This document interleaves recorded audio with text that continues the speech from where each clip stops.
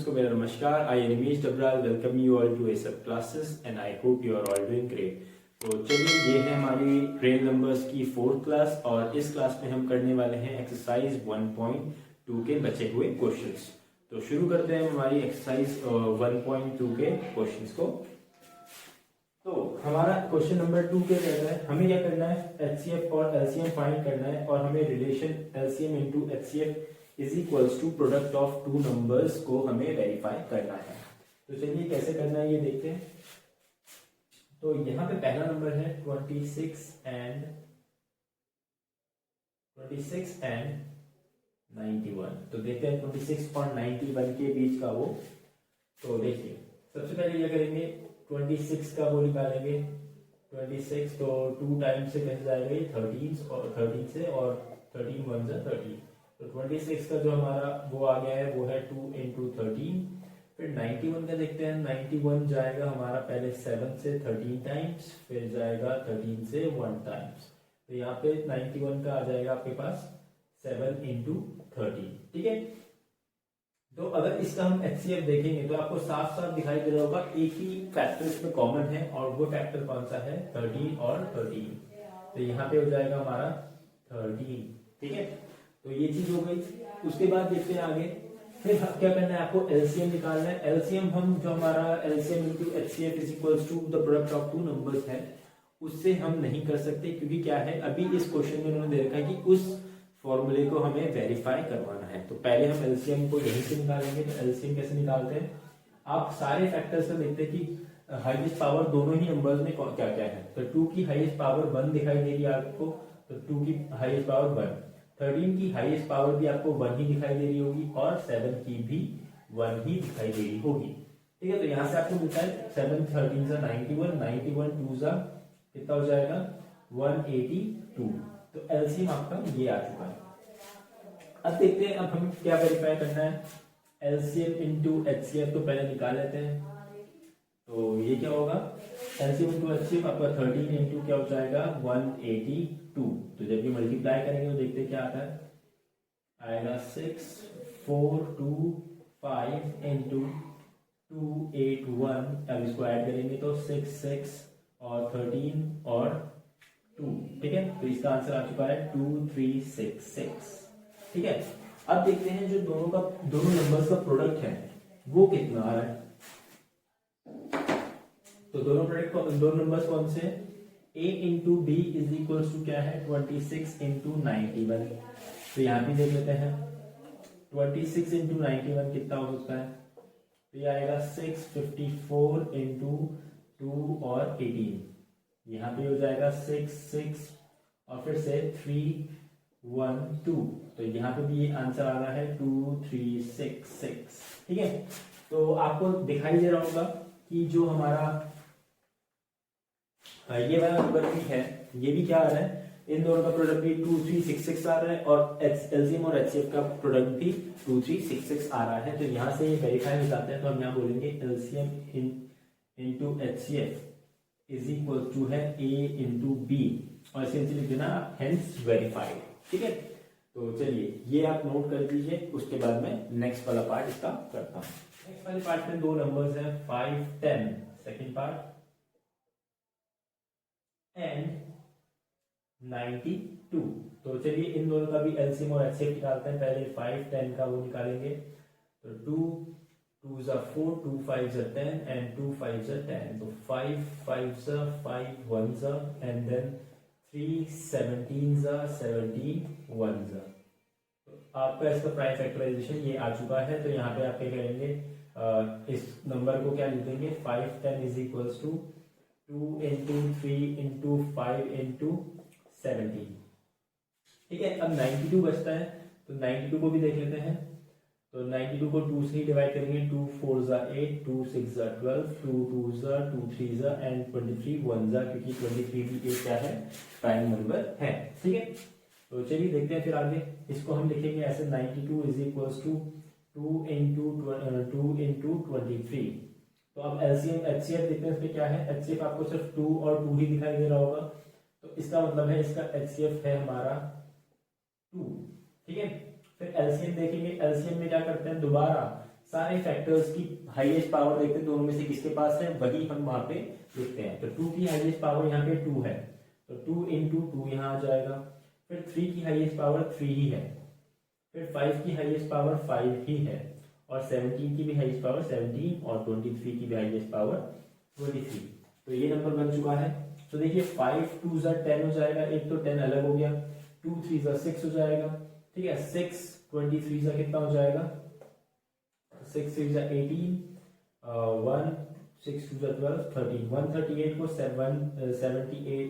17 से मल्टीप्लाई करेंगे तो आएगा 56, 5 5 7 3 21 एंड 26, 2 7 7 9 इंटू 8 3 1, ठीक है। तो ये आएगा 6 4 1 3 1 2, तो 2 3 4 6 2 3 4 6, और साथ में 10 भी इंटू होगा तो 10 भी यहाँ पे जुड़ जाएगा, 0 मतलब, ठीक है। तो इसका जो प्रोडक्ट है ये आ रहा है 2 3 4 6 0, ठीक है। तो चलिए फिर हम इसका क्या करेंगे, अब क्या करेंगे, फिर से हम उस रिलेशन को वेरीफाई करवाएंगे। तो देखते हैं रिलेशन को वेरीफाई करते हैं। एल्स हाँ ये तो था, I am sorry, LCM into HCF is equals to 2 3 4 6 0 into 2, ठीक है। ये करेंगे तो ये आएगा 0 2 1 2 4 8 9 2 3 6 2 2 4 4 6 9 2 0, इसका हमारा प्रोडक्ट आ रहा है। तो अब देखते हैं a इंटू बी क्या आ रहा है। a into B is equal to हो जाएगा हमारा 5 10 इंटू 92, तो 92 को 51 से ही मल्टीप्लाई करके देख लेते हैं, तो ये आएगा 2 9 इंटू 5 2 10 0 1 46, तो 2 9 6 0 और 4 आएगा यहाँ पे 4, और लास्ट में एक 0 भी आ जाएगा, ये 51 का 0 हमने अभी अलग कर दिया था।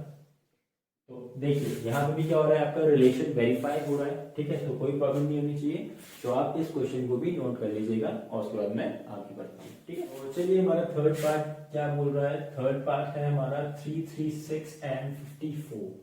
तो 3 3 6 एंड 54 को भी हम क्या करते हैं, एचसीएफ और एलसीएम निकाल के देखते हैं दोनों का।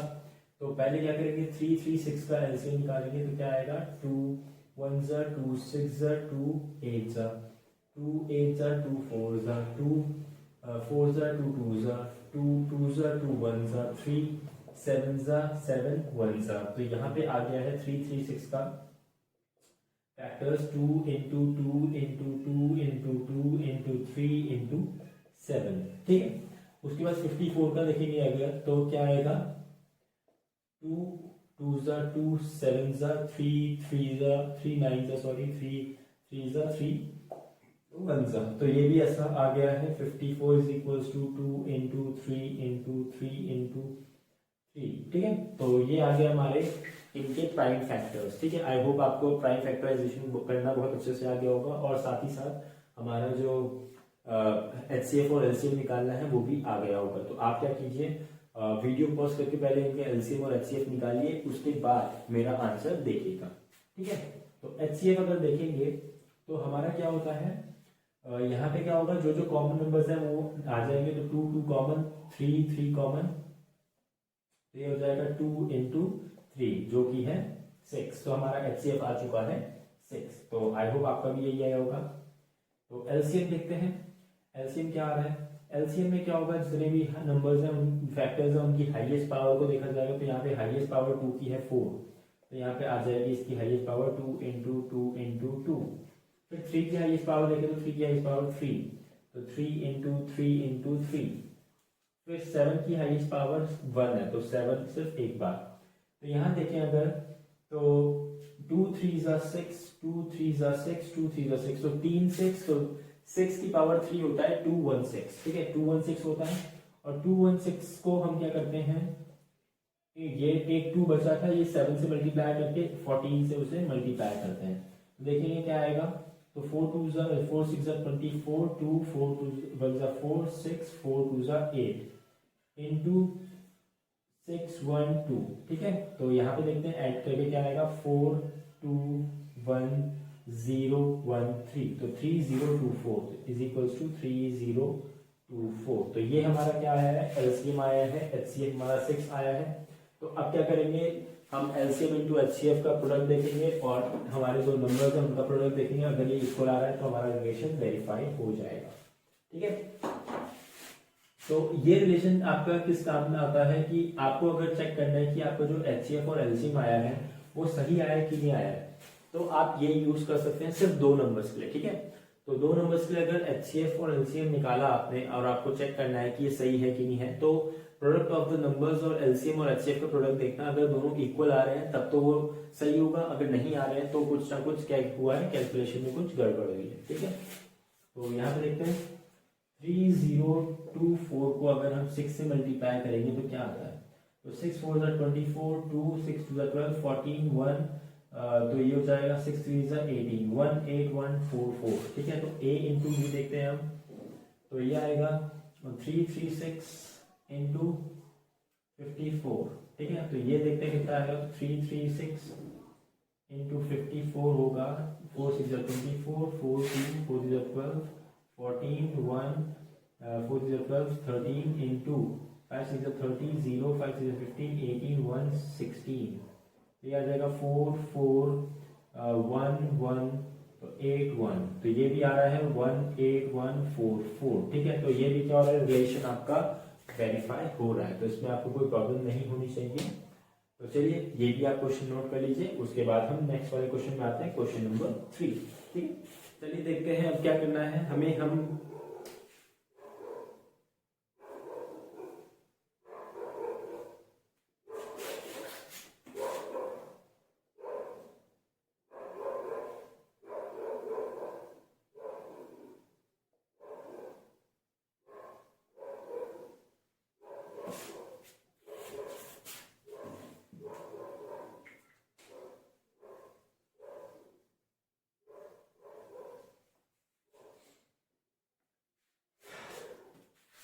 तो चलिए देखते हैं हमारा नेक्स्ट क्वेश्चन क्या बोलता है। तो नेक्स्ट क्वेश्चन बोल रहा है 17 23 एंड 29 का हमें क्या निकालना है, एलसीएम और एचसीएफ निकालना है। ठीक है, और कैसे, प्राइम फैक्टराइजेशन से। ठीक है, तो अगर आप देखें बहुत ध्यान से कि जो हमारा सेकंड वाला क्वेश्चन है 17 23 एंड 29, ये तीनों ही क्या है, प्राइम नंबर्स है। ठीक है, और प्राइम नंबर्स के जो एचसीएफ होते हैं ना वो होता है एग्जैक्टली 1। ठीक है, तो HCF of prime factors is 1 and LCM is the product of the three numbers themselves.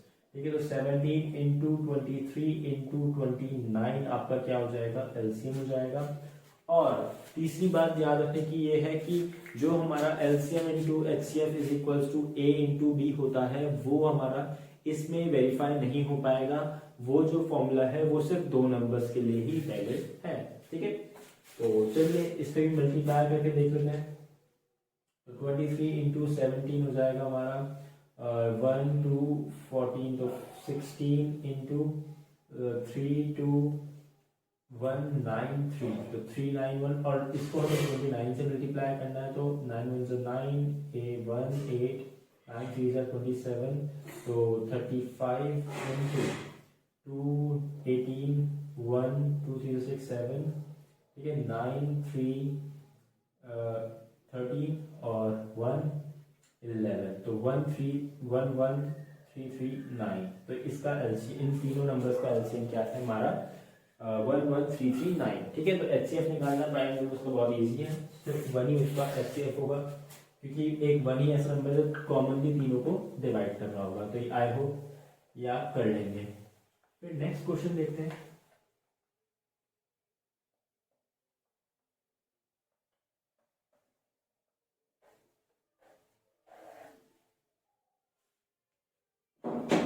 तो चलिए नेक्स्ट क्वेश्चन में क्या बोल रहा है कि थर्ड 8, 9, 25। तो आप इसको भी अगर देखेंगे तो 8 का जो प्राइम फैक्टराइजेशन होता है 2 इंटू 2 इंटू 2, 9 का भी प्राइम फैक्टराइजेशन 3 इंटू 3, 25 का भी फैक्टराइजेशन 5 इंटू 5। ठीक है, तो आपको यहाँ पे कोई भी कॉमन नंबर नहीं दिखाई दे रहा होगा। ठीक है, और कॉमन नंबर नहीं है तो एचसीएफ क्या हो जाता है, इज 1। ठीक है, एलसीएम देखेंगे तो LCM the product of numbers themselves, ठीक है। तो 8 इंटू 9 इंटू 25, ठीक है। तो 8 इंटू 9 इंटू 25 हमारा क्या हो गया है, तो 8 25 का हो जाता है 200 इंटू 9, और ये हो जाएगा 9 18 1800। तो इन तीनों का जो एलसीएम है वो आ रहा है हमारा 1800 या 1800, ठीक है। तो ये भी आप नोट कर लीजिएगा, फिर हम आगे बढ़ते हैं। तो चलिए देखते हैं हमारा क्वेश्चन नंबर कौन सा है। ये question number 5th। Question number 5th क्या कह रहा है, क्वेश्चन नंबर 4th को अभी मैंने छोड़ दिया है, और दूसरा क्वेश्चन नंबर 3rd का मैंने फर्स्ट पार्ट छोड़ा है, वो सिर्फ आपके लिए छोड़ा है कि आप भी ट्राई करें कि कैसे आएगा। बहुत इजी छोटे छोटे नंबर्स हैं, तो इजीली आप निकाल लेंगे, ठीक है। तो अब देखते हैं हमारा क्वेश्चन नंबर 5th क्या कह रहा है। क्वेश्चन नंबर 4th में इसकी बात करा दूंगा। तो पहले मैंने ये क्वेश्चन इसलिए लिया क्योंकि मैंने इससे पहली वाली वीडियो में भी आपको ऐसा क्वेश्चन करवाया था, जो कि आपके एग्जाम्पल्स में था कि हमें 4 की पावर n बताना था कि वो हमारा क्या होगा कि 0 डिजिट से कभी n हो सकता है किसी भी नेचुरल नंबर n के लिए। तो यहाँ पे भी क्या होगा, वही सेम जो हमने उसमें किया था कि according to fundamental theorem of arithmetic, ठीक है, the prime factorisation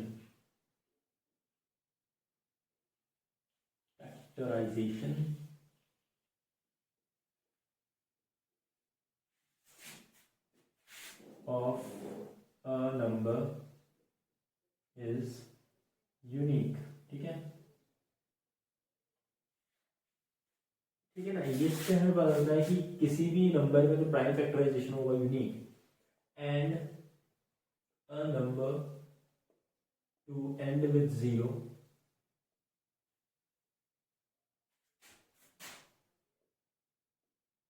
it must have the combination of 2 and 5, 2 and 5, ठीक है, फुल स्टॉप। नाउ 6 की power n can be written as 2 into 3 की पावर n, और मैंने आपको पहले भी बताया था कि यहाँ पे जो 6 के फैक्टराइजेशन में सिर्फ 2 and 3 ही आ रहे हैं, और क्या है, इसकी पावर n है। तो इसका मतलब है कि 2 and 3 को n टाइम्स आपको रिपीट करना है। तो इसका मतलब है यहाँ पे जो कॉम्बिनेशन ऑफ 2 and 5 होगा वो मिसिंग होगा। मैं एक और बार रीड करके दिखाता हूँ कि according to fundamental theorem of arithmetic the prime factorisation of a number is unique. तो इसका मतलब है कि एक कॉम्पोजिट नंबर के लिए जो उसका प्राइम फैक्टराइजेशन होता है ना, वो यूनिक होता है कि उसके अलावा उस नंबर का प्राइम फैक्टराइजेशन और किसी तरीके से नहीं हो सकता। और दूसरा, वो प्राइम फैक्टराइजेशन सिर्फ वही नंबर देगा। जैसे 2 इंटू 3 हमेशा क्या देगा, 6, या 3 इंटू 2 कर दो वो भी 6 ही देने वाला है, और 6 का हमेशा प्राइम फैक्टराइजेशन 2 इंटू 3 या 3 इंटू 2 ही निकलेगा, ठीक है। एक तो ये चीज हो गई। दूसरा, मैंने आपको बताया था कि कभी भी एक नंबर को अगर 0 डिजिट से एंड होना है तो उसको क्या चाहिए, उसके फैक्टर्स में 2 और 5 का कॉम्बिनेशन जरूर बनना चाहिए। जितने ज्यादा 2 and 5 के कॉम्बिनेशन बनेंगे, मतलब 2 5 2 5 2 5, तो उतने ही नंबर ऑफ जीरोस उसको उस नंबर से वो नंबर उसी उतने ही नंबर ऑफ जीरो से एंड होगा, ठीक है। तो ये चीज हो गई। तो अब यहाँ देखते हैं कि 6 की power n is equal to है 2 इंटू 3 की पावर n। तो this number can never end with the digit 0 for any value of n as the combination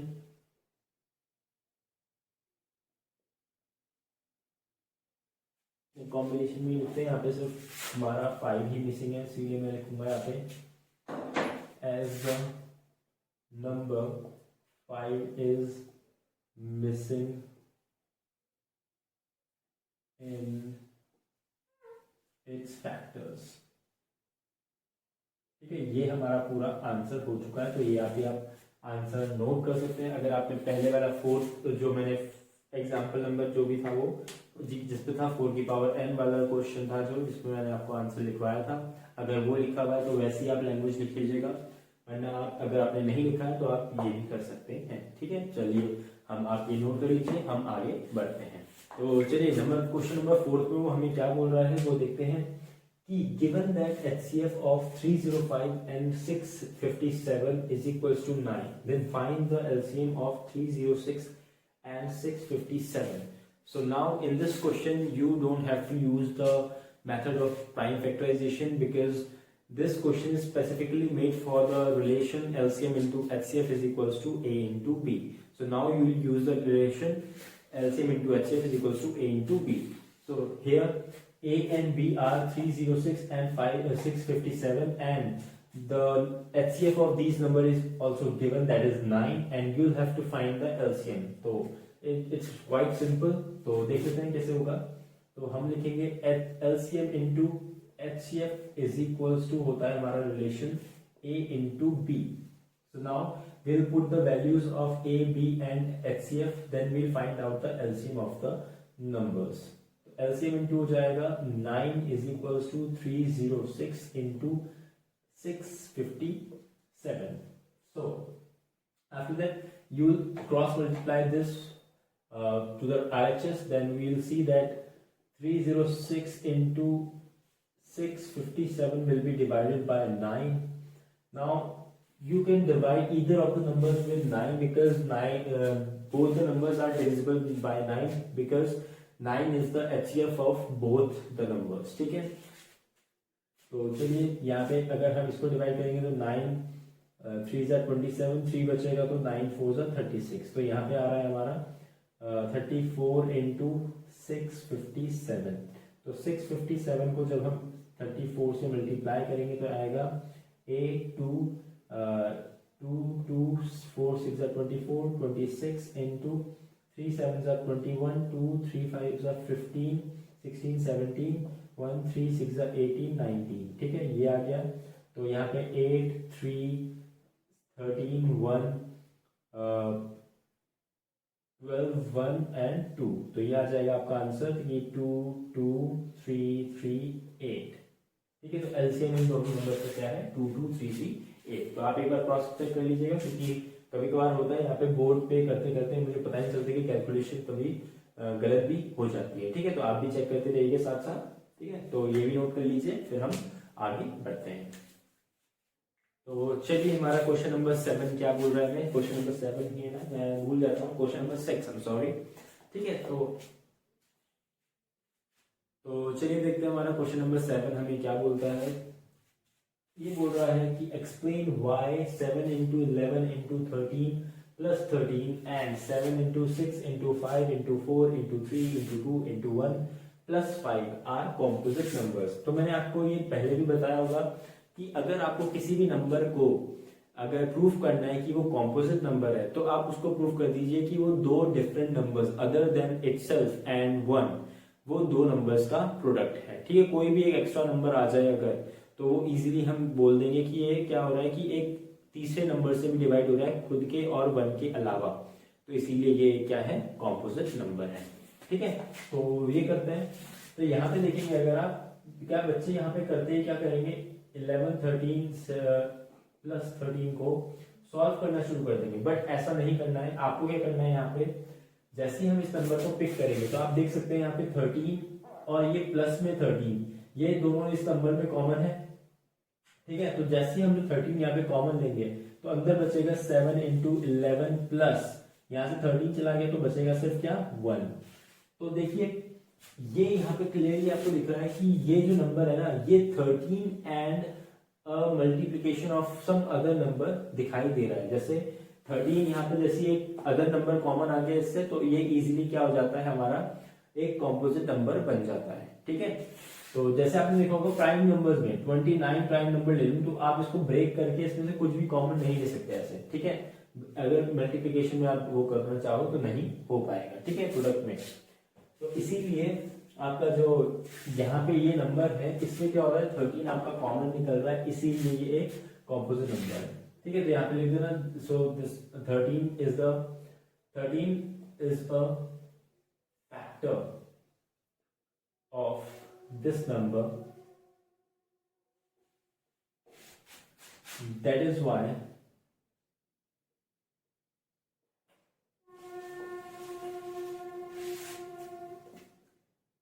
this is a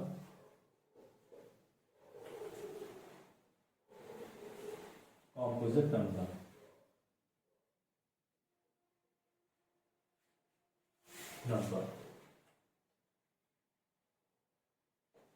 ठीक है, अब देखिए नेक्स्ट वाला क्वेश्चन देखें। अगर तो 7 into 6 into 5 into 4 into 3 into 2 into 1 plus 5, अगर आप स्टोरी देखेंगे तो यहाँ प्रोडक्ट में आपको 5 और यहाँ प्लस में आपको 5 कॉमन दिखाई दे रहे होंगे। तो जैसे ही आप दोबारा 5 को कॉमन लेंगे तो आपको अंदर फिर से क्या मिल जाएगा, 5 into 7 into 6 into 4 into 3 into 2 into 1 plus 1। तो जैसे ये मिला तो दोबारा आपका क्या आ गया, ये दो नंबर्स का, ये जो पूरा होल नंबर है ये दो नंबर्स के प्रोडक्ट के इक्वल आ रहा है। ठीक है, तो आप दोबारा इसको लिख देंगे 5 is the factor of this number, that is why this is a composite number. ठीक है, तो चलिए आप ये भी नोट कर लीजिए, फिर हम आगे बढ़ते हैं इस एक्सरसाइज के लास्ट क्वेश्चन की तरफ।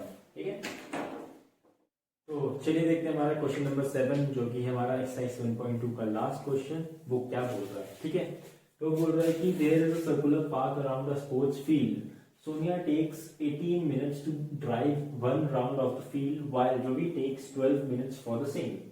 Suppose they both start at the same point and at the same time and go in the same direction. After how many minutes will they meet again at the starting point? ठीक है, तो क्या करना है हमें कि हमारे जो एक स्पोर्ट्स फील्ड है उसमें एक सर्कुलर पाथ है जिसमें क्या है, सोनिया 18 मिनट्स कंप्लीट राउंड पूरा करने के लिए लेती है अपनी कार को ड्राइव करने के लिए। ठीक है, कार ही होगी ऑब्वियसली।